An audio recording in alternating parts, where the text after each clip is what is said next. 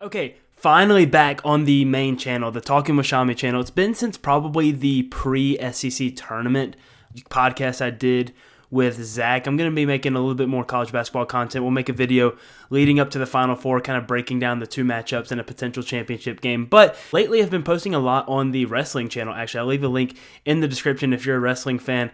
Go check it out. I'm trying to get 3 videos a week done on there. Raw review, SmackDown review, and then kind of a fun video in between. But enough about the wrestling side of things. We're back, and I think it's finally almost time for Jake Paul's next fight. He's been posting a lot on social media, a lot of stuff on Twitter saying announcement coming soon, and this should be a pretty big fight. It's high off the coattails of the Mike Tyson fight. Obviously one of the biggest, if not the biggest event in history ever. Pulled insane numbers with Netflix, and it was, despite what you might think about the fight itself, a massive global event. So I have no doubt that this next fight will be pretty big as well, whether it'll be on Netflix, DAZN, I don't know, but I think Jake Paul's eyeing a pretty big fight, and we're going to break down the potential opponents that he could be looking at. If you are a sports fan, boxing, basketball, football, this is a channel for pretty much all sports. Like and subscribe, and let's get right into the video. All right, so I've got 3 choices for Jake's potential next fight, and I've got 2 honorable mentions. We'll just go over the honorable mentions really quick and give an explanation as to why I don't think they're super legitimate options anymore.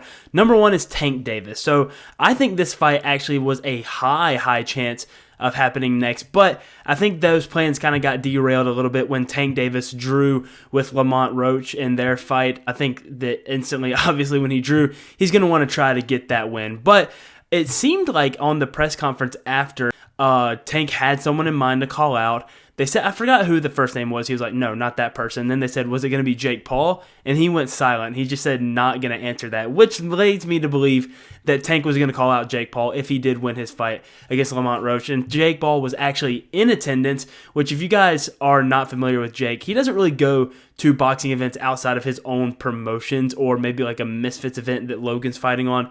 So that was pretty interesting that Jake was there. I have no doubt in my mind he was getting ready to call out Jake. Jake knew he was getting ready to call him out, but those plans kind of got derailed once Tank drew with Roach, so I don't think that's very likely to be the next fight. Another honorable mention is like a no-name opponent like Andre August and Ryan Borland were, just someone to kind of build his resume a little bit, his boxing record. The reason I don't think this is going to be the next fight, it could be the next fight after this one, but I don't think it's the next fight just because Jake Paul's name is big right now because of the Mike Tyson fight. That's clear as day. He's looking to sign a pretty big fight deal, in my opinion. I think he's going to be a much bigger name than someone like August or Ryan Borland, but like I said, I do think that could be the next fight after this coming up fight, if that makes any sense. Trickle back down to that. But I don't think he's going to go from like biggest event of all time to just fighting on like maybe not even a main event fight against one of these guys. So I think that he is going to take some of these fights eventually again. He's going to go back to that, but I don't think it's now. Again, I think he's going to go for another big name, but I wouldn't be shocked if he does resort to this. Maybe all the big names he's had have pulled out. Like we saw the Canelo fight fall through.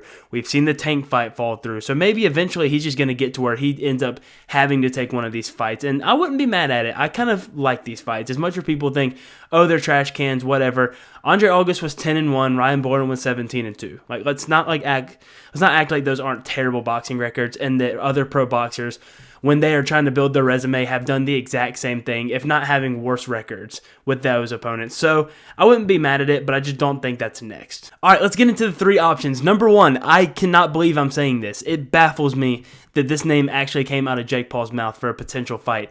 Anthony Joshua. Is this even realistic at all? I think it kind of is. Like, it's crazy. I don't think the fight is like a realistic, like, good fight. I think AJ smokes Jake. I don't think that's even like debatable, but can it get done? I think it can, because AJ is a prize fighter at the end of the day. He's going to take big money fights.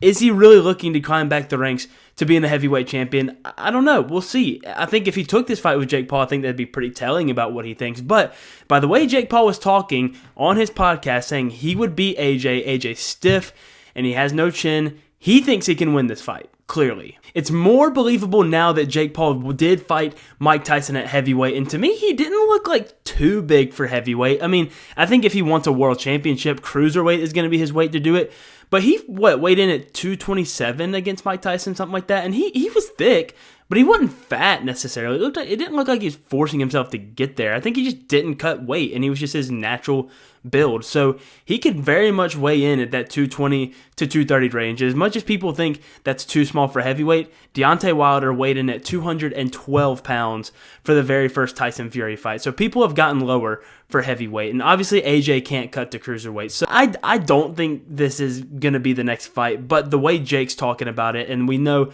that AJ is not afraid to take those prize fighter fights because he took it with Francis Ngannou, who was already 0-1 in boxing. Granted, he took Tyson Fury to the absolute limit, but we know that they're not scared to make those fights. We know Eddie Hearn is not scared to make deals with those fights. However, as much as Eddie isn't scared to make deals for those fights, it's been kind of notorious that Jake and Eddie are not on the best terms. I don't think they get along very well, so I think that Eddie and Nikisa and Jake would have issues getting the deal done behind the scenes. So we'll see. It would be fascinating to see this fight take place. I think AJ obviously wins, but you never know. Who knows? It's a crazy call out by Jake, but there's obviously something about this fight that intrigues him to want it now. Okay, the next option, which I think is the second to most realistic option, is the KSI fight. Now, this isn't going to be great for traditional boxing fans. They're going to want Jake to fight Anthony Joshua, Canelo, Tank.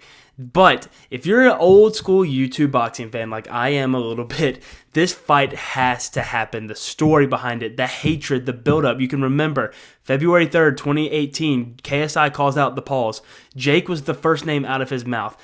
That fight never comes to fruition. Obviously, we get the Logan's fights first. KSI takes a break from boxing, comes back, wants Jake Paul.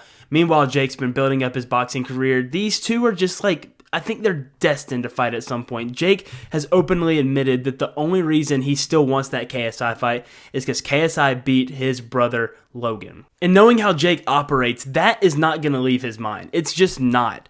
He's going to want to take KSI out. It's obviously a massive fight. Will we ever get it? I just don't know. I feel like we've been having this discussion since 2018, 2019, or even 2020, post the KSI Logan Paul 2 fight, and when Jake Paul beat Anderson Gibb, and they had a face-off. KSI Jake, after Jake beat Gibb, they faced off January 30th, 2020, and it looked like that was the fight. It looked like it was. I think the closest we've gotten to making this fight was the summer of 2023. It was off the back of KSI beating Joe Fournier, I believe, and off the back of Jake Paul losing to Tommy Fury. Apparently, those two sides had a deal for them to fight in August of that year, and it looked like Jake went in the direction of Nate Diaz instead of KSI. I don't know if that's him ducking KSI or what kind of negotiations fell through, but I think we were close to getting that fight because that was the closest they've been in weight, which again is the other issue, apparently, the weight issue. And if you remember, Jake Paul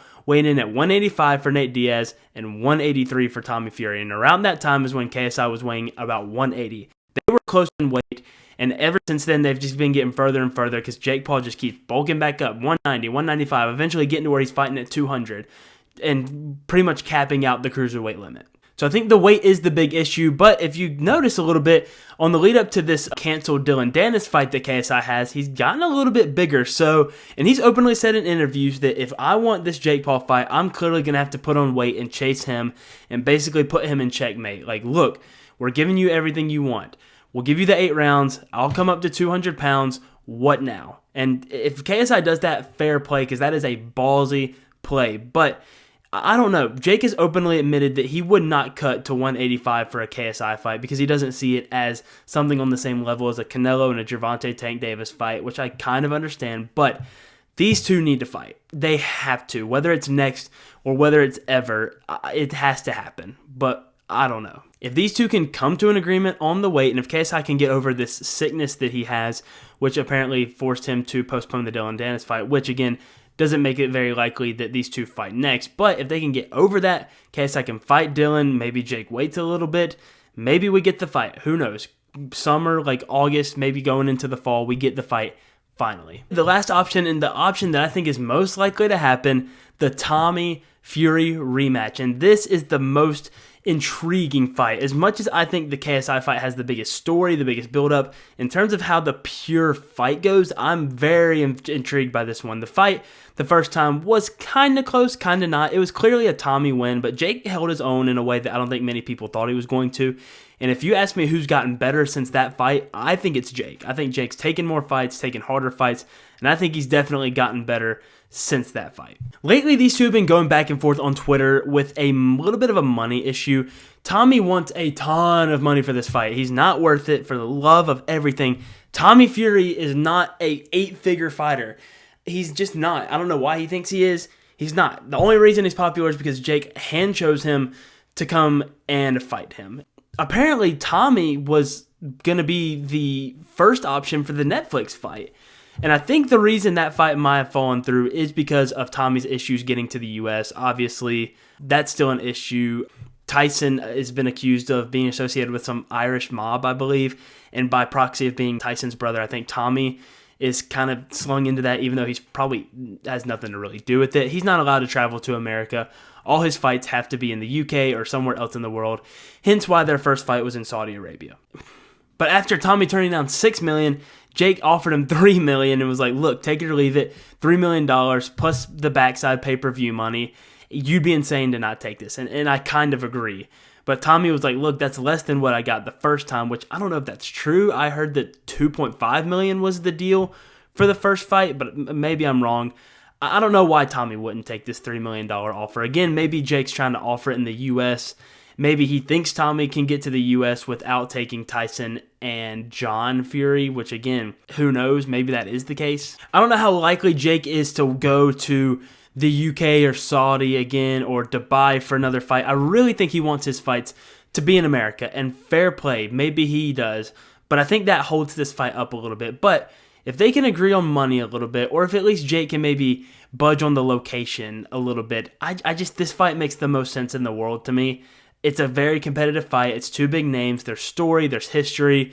Jake needs a win over Tommy. I think this really makes his boxing record look a lot better if his one loss is a loss that he came back and avenged. So to me, this one is a pretty simple fix. Agree on the money a little bit, and I think Jake might budge on the money just because I think there's something in him that really wants to avenge that loss. So I think out of anybody that's going to get Jake to budge, I think it's going to be Tommy. So maybe he'll budge on the money. Maybe they'll move the location from America to wherever. And if that happens, if those two things get solved, the fight's on 100%. Neither of them are scared of each other 100%. The fight's on if they can make those two things happen. So in my opinion, that's the fight that has the least amount of conflict between the two sides.